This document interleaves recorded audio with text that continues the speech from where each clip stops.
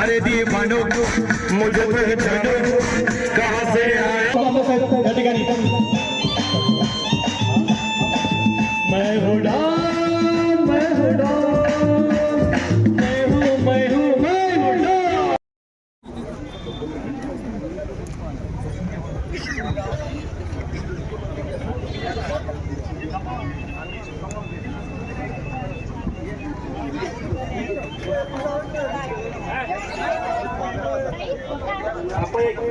या ठिकाणी दीप प्रज्वलनाचा कार्यक्रम या ठिकाणी होतो. मी माईक देतो आणि माझी आदरणीय महेश दादा शिंदे यांचं या ठिकाणी शुभ आगमन झालेलं आहे.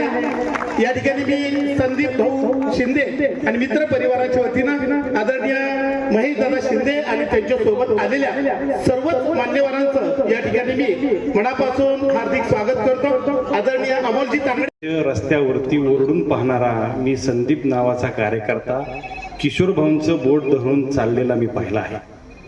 मी इथल्या कोणाच्याही वाढदिवसाला येत असताना मी प्रत्येक कार्यकर्त्याला आमदार साहेब सांगत असतो की 90% ज्यांनी समाजकारण केलंय त्याला राजकारणात येण्याचा हक्क असतो. उकिरड्यावरती फ्लेक्स लावून 25-25 फूट उंचीचे फ्लेक्स लावता येतात, परंतु इतभर जरी कार्यकर्त्यांच्या आणि समाजाच्या मनामध्ये जागा नसेल तर तुम्हाला संदीप भाऊ होता येत नाही. तात्या माफ करा आमदार साहेब, पण मी संदीप भाऊंना 25 वर्ष ओळखतोय. साखरपुड्याला आल्यासारख्यासारखं या कार्यक्रमाला बसायचं नसतं, कारण मलाही वाटतं खादीचा ड्रेस घालून मलाही पुढारी होता येतं, परंतु आंदोलनामध्ये पोलिसांनी फरफट नेहऱ्याला किशोर भाऊंच्या बरोबरचा संदीप नावाचा माणूस एवढी माया माणसांची गोळा करू शकतो ह्याची ताकद फक्त रक्तात असावी लागते. वपू असं म्हणतात की कबुतराला गरुडाचे पंख चिटकवता येतील, परंतु आकाशात भरारी घेण्याची ताकद ही रक्तात असावी लागते. मला अनेक माणसं म्हणतात की एवढी घनिष्ठ संबंध आहेत, मग महेश शिंदेंचं आणि संदीप शिंदे एकमेकांचे भाऊ आहेत का? मी त्यांना असं उत्तर देतो की रक्ताच्या नात्यापेक्षा भक्तीचं नातं अधिक श्रेष्ठ असतं. अशी काही मित्र एकत्र येतात, त्यांचं नातं हे कळण्यासाठी ही राम लक्ष्मणाची जोडी आज शिंदेशाही समाजात तयार करते, हे सगळ्यात महत्त्वाचं आहे. आणि ही शिंदेशाही समाजातल्या अंतःकरणात एका माणसाला 3 वेळा कोरोना होतो आणि तो आमदार होतो. पहिलवान कुठे गेले? पहिलवान 3 वेळा आमदार होतो तरी तो माणूस माणसात मिसळतो आणि कोरोनातल्या माणसांना हातानं उचलून घेऊन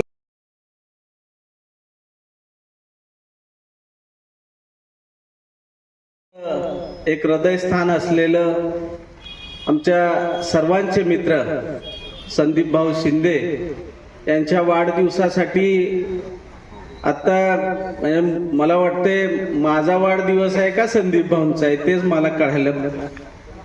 आजच्या या कार्यक्रमासाठी उपस्थित असलेले आपल्या सर्वांचे आणि विकास म्हणजे काय असतं ते सातारा जिल्ह्याला ज्यांनी दाखवून दिलं ते आमचे सहकारी मित्र आणि कोरेगाव खटावचे लोकप्रिय आमदार आदरणीय महेशराव शिंदे.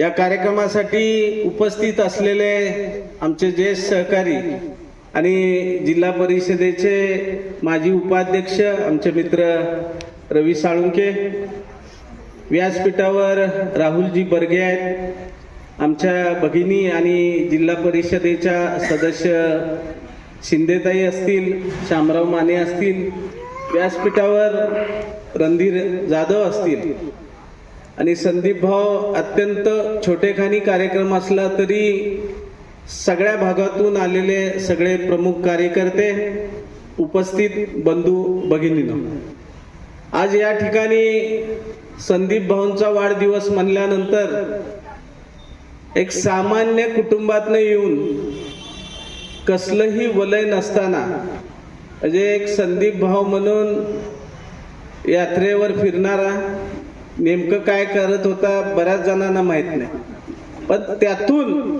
ज्या वेळेला समाजसेवेचा त्यांनी वसा घेतल्यानंतर जे काय त्यांनी सुरू केलं आणि आपल्या सर्वांचं दैवत आदरणीय श्रीमंत छत्रपती उदयन महाराज यांच्या रूपानं त्यांचा आशीर्वाद मिळाल्यानंतर आता कांबळे सरांनी सांगितलं की किशोर भाऊंच्या बोट धरून संदीप भाऊंनी समाजकारणामध्ये प्रवेश केला। त्यावेळेला किशोर भाऊ आम्ही सगळे बसलो होतो। शिंदे साहेबांना मला आवर्जून सांगायचंय, कारण त्यावेळेला किशोर भाऊंनी सांगितलं, एक उमदा तरुण आहे, सर्वसामान्य कुटुंबातला आहे आणि एका सामान्य समाजातला आहे, तर छत्रपती उदयन महाराजांच्या वतीनं कोंढवे जिल्हा परिषदेच्या मतदारसंघामध्ये मला वाटते त्यावेळेला शाहूपुरी जिल्हा परिषद मतदारसंघ होता आणि त्या ठिकाणी आरक्षण पडलं होतं आणि संदीप भाऊला तिकीट मिळाली पाहिजे ह्या भावना त्यांनी व्यक्त केल्या। छत्रपती उदयन महाराजांना संदीप भाऊंच्या कामाची चुणूक RPI संघटनेच्या माध्यमातून युवकाचा अध्यक्ष म्हणून काम करत असताना, एक चांगली कामगिरी जिल्ह्यामध्ये करत असताना महाराजांचं सुद्धा लक्ष त्यांच्यावर गेलं आणि जिल्हा परिषदेचं तिकीट त्यावेळेला दोन्ही मनोमिलनामध्ये त्यावेळेला युतीत त्यावेळेला मिळालं आणि संदीप भाऊ भरघोस मतांनी निवडून त्या ठिकाणी आले। निवडून आल्यानंतर समाजासाठी आपण फक्त मतदारसंघाचं घेणं न लागता संपूर्ण तालुक्यामध्ये, जिल्ह्यामध्ये जिल्हाध्यक्ष असल्यामुळं जिल्ह्यामध्ये ज्या ज्या ठिकाणी सर्वसामान्य जनतेवर अन्याय होईल त्या ठिकाणी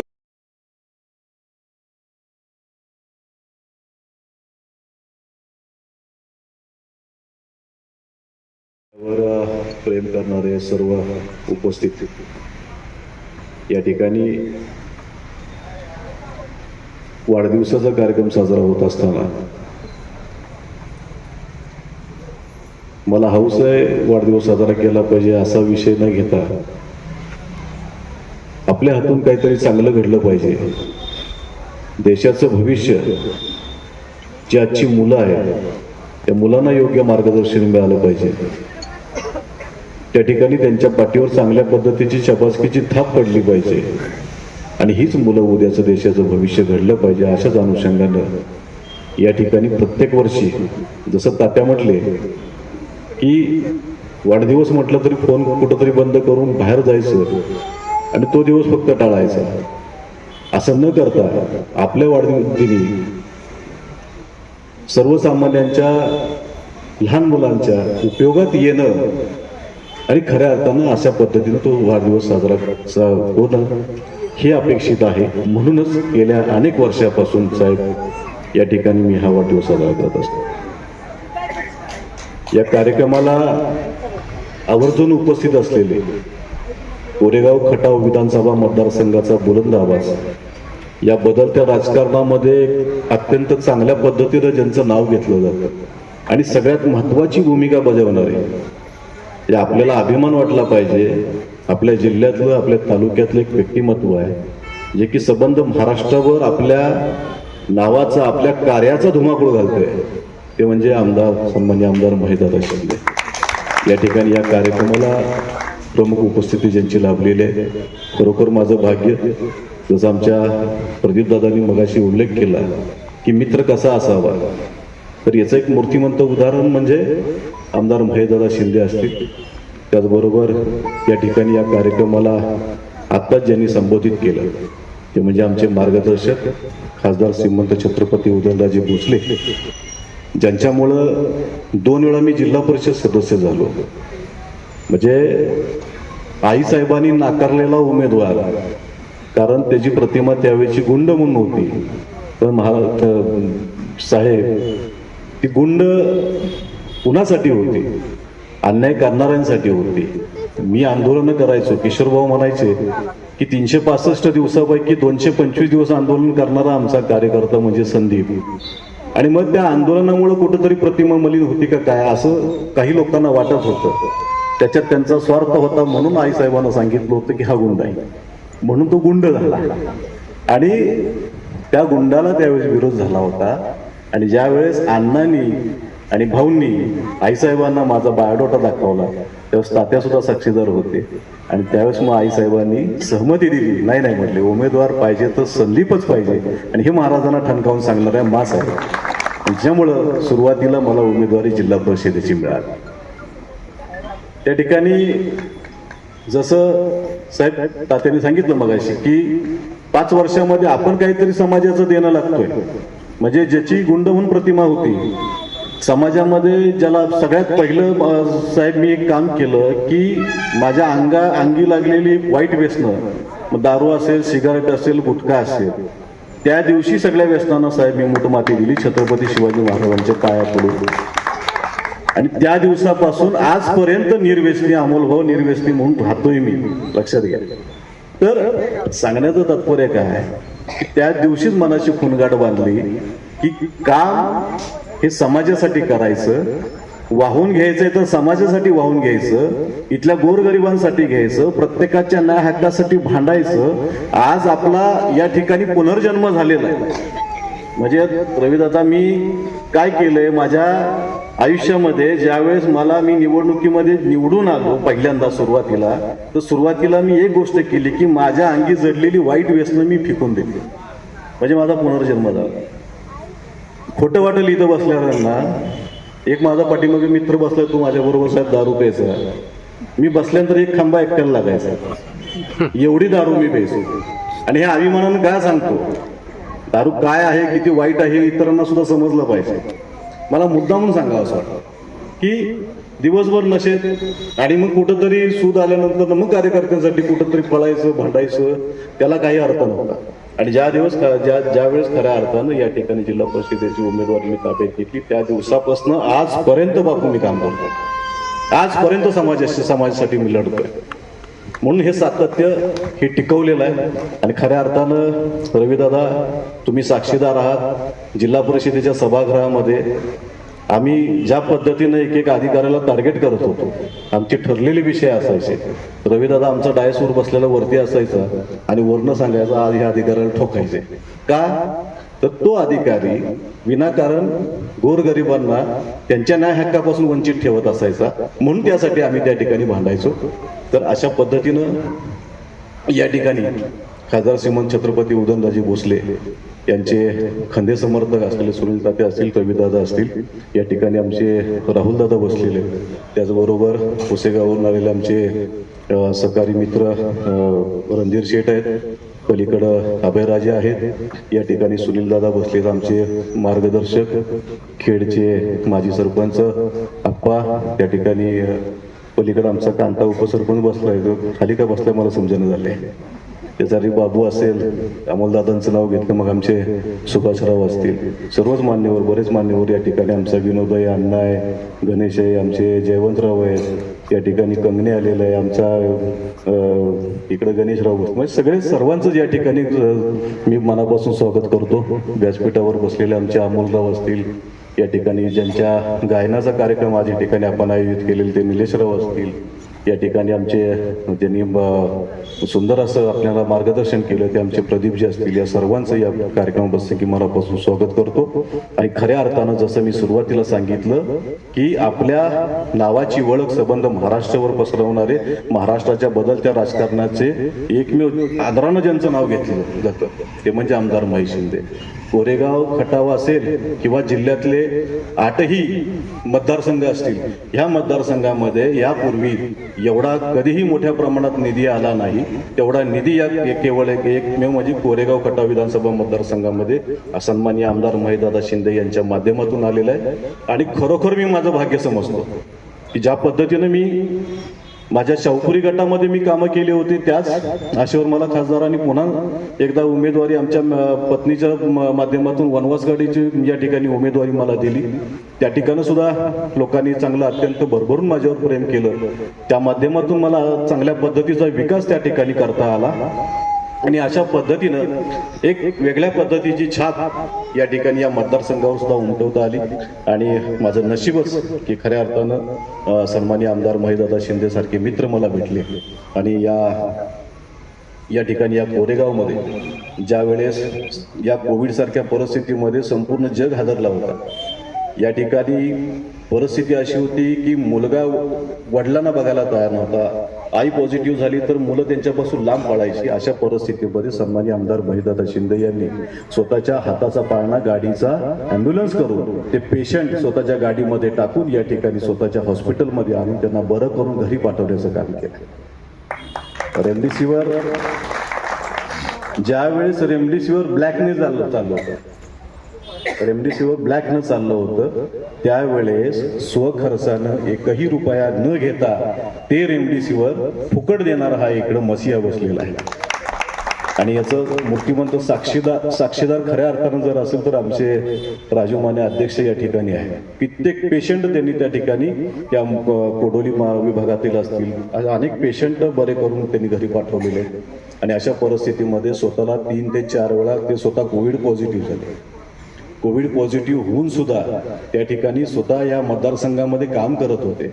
आणि असा आमदार होणे बी नाही आणि मिळणारही नाही असं या ठिकाणी ठामपणे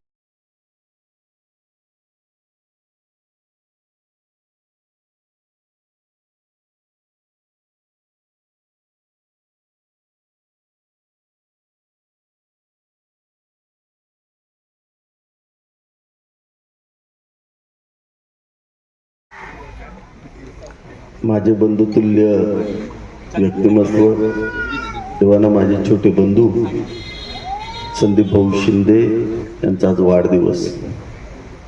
या वाढदिवसाच्या निमित्तानं उपस्थित असणारे खासदार श्रीमंत छत्रपती उदयनराजे भोसले यांच्यावरती प्रेम करणारे आम्ही सर्वजण, विशेषतः सुनील तात्या काटकर, रवीजी साळुंके, राहुलदादा बर्गे, आमचे सहकारी मित्र अभयराजे घाटगे, रणधीरजी जाधव, आमचे सुनीलराव, आमचे आप्पा माने आणि उपस्थित सर्वच मान्यवर बंधू आणि होते.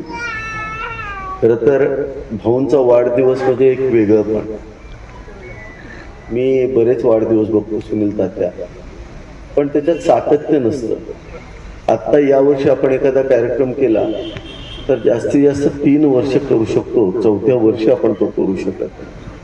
तेव्हा ना आपण आई वडिलांचं पुण्यस्मरण करायचं म्हणलं तर 4-5 वर्ष करतो आणि पुन्हा थांबवून टाकतो.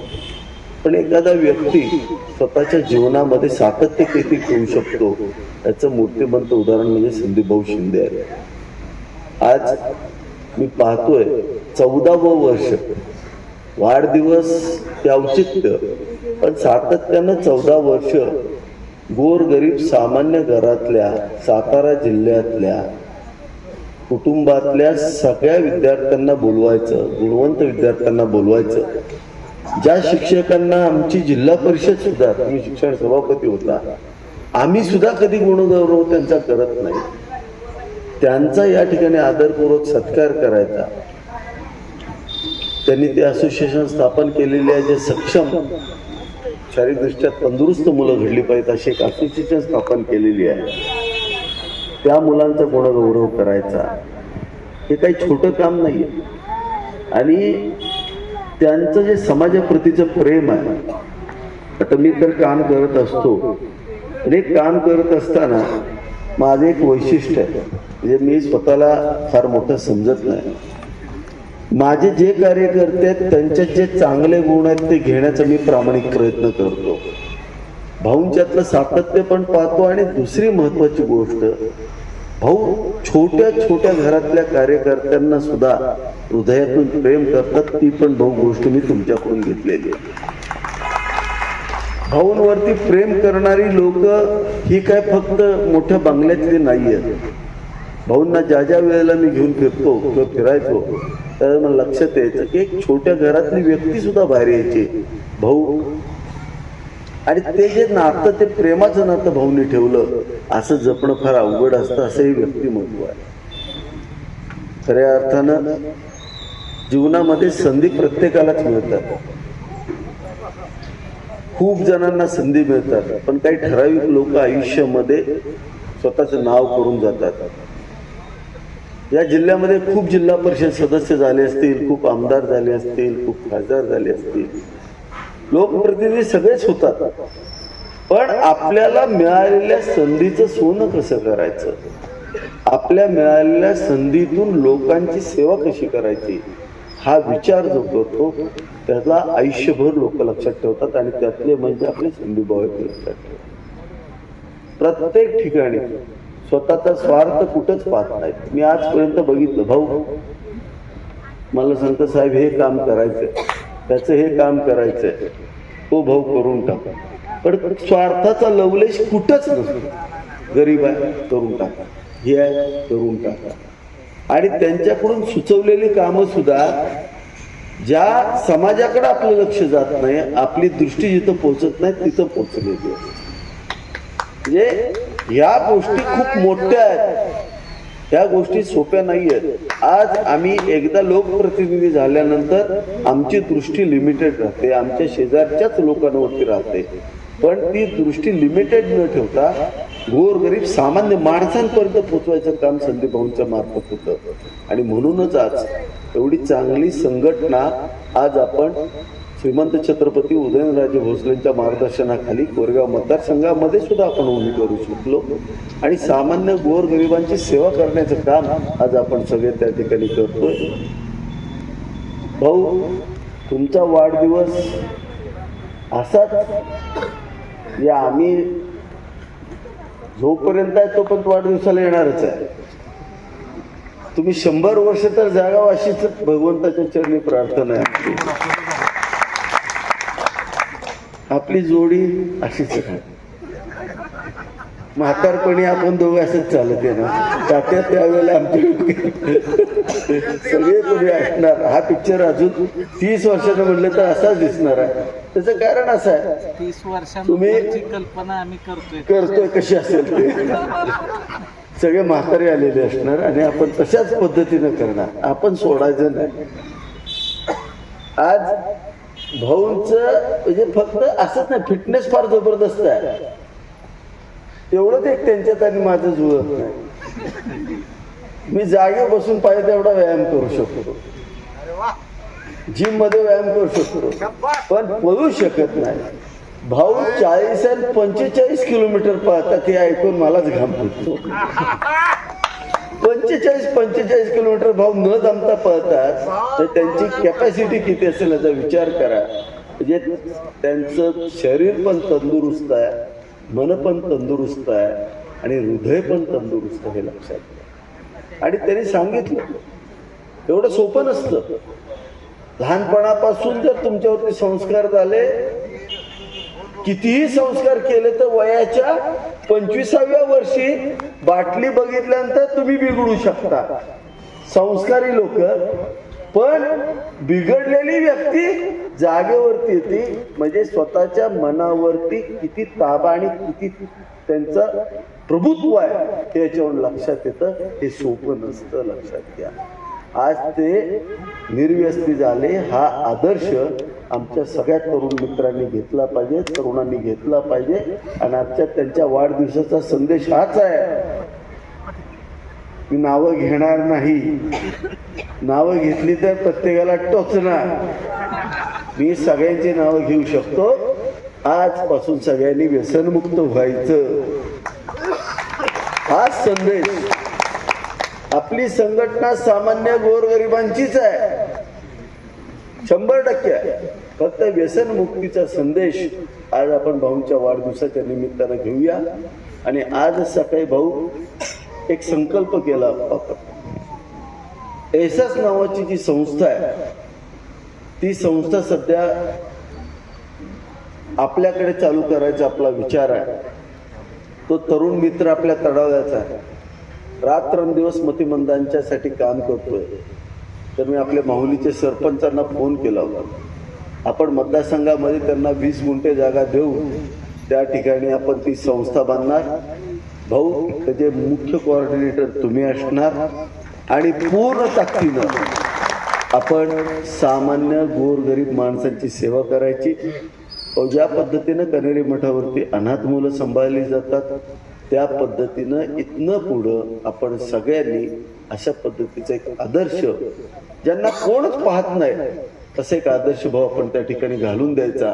आणि त्यासाठी रणधीरराव आपण सगळ्यांनी आता कंबर कसायच्या, एक वेगळ्या पद्धतीचं सोशल स्ट्रक्चर हे आपण मतदारसंघामध्ये उभं करायचं. आणि पुनश्च एकदा आपण सगळ्यांनी भाऊंवरती एवढं प्रचंड प्रेम केलंय आणि करतायत.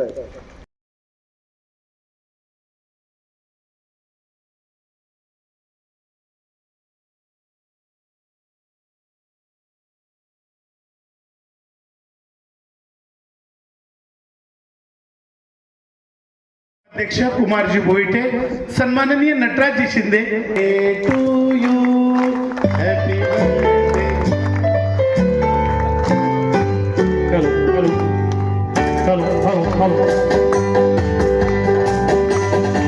बार बार दिन ये आए, बार बार दिन ये गाए, बार बार दिन ये आए, बार बार दिन ये गाए. तुम जियो हजारों साल है मेरी आरज़ू.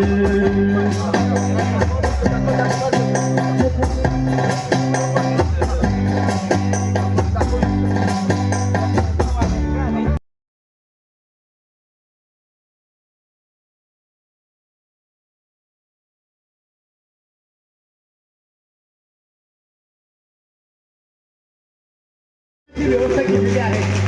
भाऊच्या आईसाहेब सुद्धा या ठिकाणी उपस्थित आहेत. बार बार दिन ये आए, happy birthday to you, happy birthday to you, happy birthday. हर साल है मेरी आरज़ू. सर्वांतर्फे भाऊंना खूप खूप उदंड आयुष्य आई जगदंबा देऊ.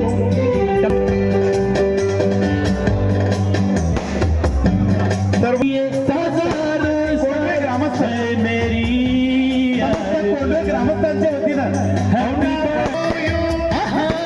गाणं घेऊया सर्वांचं.